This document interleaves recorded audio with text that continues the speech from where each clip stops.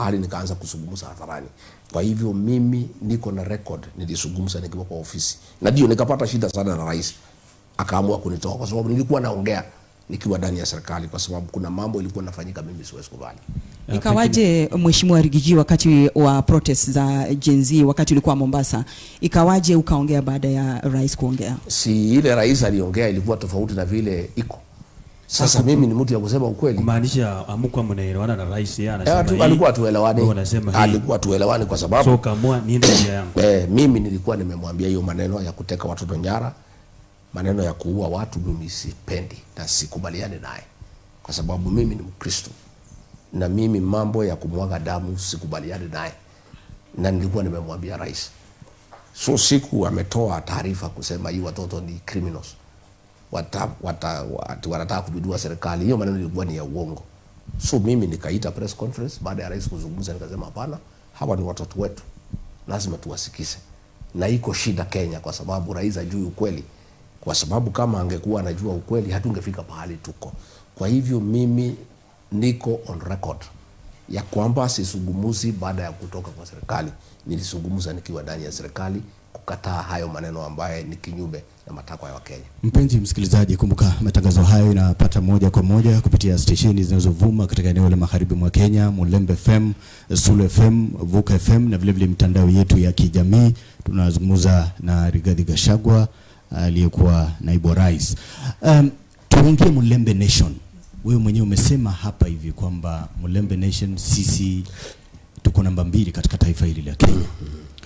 Labda katika harakati zenu za kuunda miungano ya kisiasa, agenda yenu na Mulembe Nation ipi? Kwa sababu eneo la Mlima Kenya umekuwa rais karibu mara 3, Rift Valley mara 2. Je, wakati umefika Mulembe Nation kuchukua uongozi wa taifa?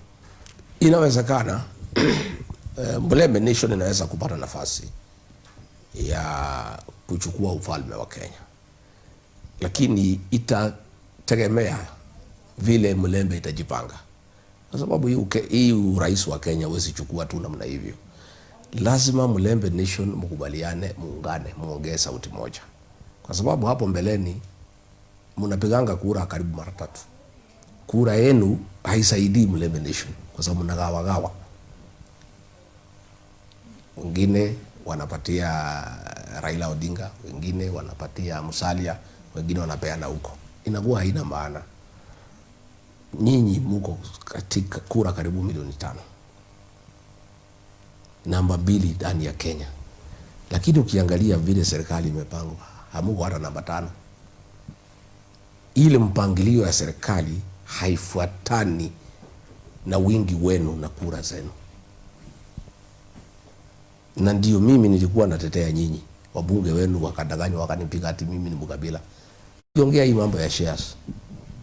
Mimi nilikuwa natetea watu yangu kwa sababu kuna yale tulikuwa tumesikizana na rais ameanza kuruka. Lakini mimi nilikuwa nakuwa mkali sana. Ndio nikapata mawaziri karibu 8, ma-PS karibu 15. Wetangula na Musalia waliandika mkataba na rais na iko hapa ya kwamba mtapata 30% ya serikali. Hamjapata. 30% ilikuwa nini Mheshimiwa Rigiji? Pengine tueleze 30% ilikuwa nini? Hiyo mkataba kwa watu wa Western. Hiyo mkataba iko hapa. Na hii mkataba ilikuwa nasema mtapata kiti ya Prime Cabinet Secretary na ya Speaker, na mkapata. Ilikuwa imesema mtapata 30% ya viti za mabaraza la mawaziri. 30% ya 22 ingekuwa ni ngapi? Karibu 6, around 6, 7. Sasa mko na ngapi? 2. Alafu sasa mimi nikisema rais afuate ile share powering agreement, wajumbe wenu waluya wananipiga ati mimi ni mkabila. Lakini wewe ulikuwa naibu rais, mbona huku influence? Sasa mimi nilikuwa nasema sasa kuinfluence mwenye kuteua si rais, lakini mimi nilikuwa nasema mimi nasema tufuatilie ile tulikubaliana. Nakumbuka Mheshimiwa Rigiji ukiwa Bungoma, ukiwa Kakamega, baada ya Mheshimiwa Wetangula kuongea, ukasimama ukasema 30% yenyu tulimaliza, mlitaka Prime Cabinet ndio huyu, Speaker ndio huyu, ma-PSS wengi na watu wengi. Sasa unajua mimi usiulize ingine. Mimi nilikuwa nachanua nyinyi. Sasa Kinjaru kuna tuchanua. Si nachanua nyinyi sasa, unajua mimi ni mtu mzuri. Mimi nachanua nyinyi kwa sababu ile mlipata ni ile ya Musalia na Wetangula. Hii ingine bado. Sasa katika hii agreement mlikuwa mpate barabara zote zile zilikuwa zimeanzishwa sikamilike. Today as we speak nilikuwa naangalia kidogo. Nilikuwa nachukua nafasi na angalia kidogo.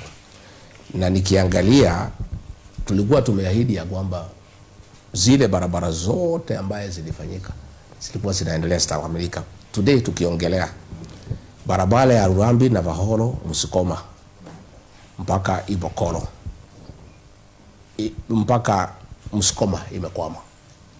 Barabara kutoka Ibokolo, Indagalasia, Shianda, Malaa imekwama. Pale Vihiga tuko na barabara ya hapo kwa Musalia nyumbani, Mago, Mululu, Vokori. Ilianzishwa wakati ya Uhuru bado. Ukiangalia pale Busia iko Mungaki, Buyofu, Musikoma Road imekwama. Hii iko katika hii mkataba hapa ya kwamba mkipigia William Ruto kura, kazi ya kwanza ni zile project zote zilikuwa zinaendelea sifanye nini? Simalizike. Kuna barabara Brigadier Mizigo pia wakati Mheshimiwa Uhuru. Mpaka sasa hivi mkilaunch iko 30%. Mungaki, Buyofu, Musikoma kuna hiyo ya Brigadier Mizigo ya. Brigadier iko kwa shares. Iko kwa shares imesema ya kwamba barabara zote all projects that are ongoing itamalizika. Juu ya hayo mtaongezwa katika Western kilomita 1000 mpya barabara. Hakuna hata inchi moja imejengwa. So mimi nataka hii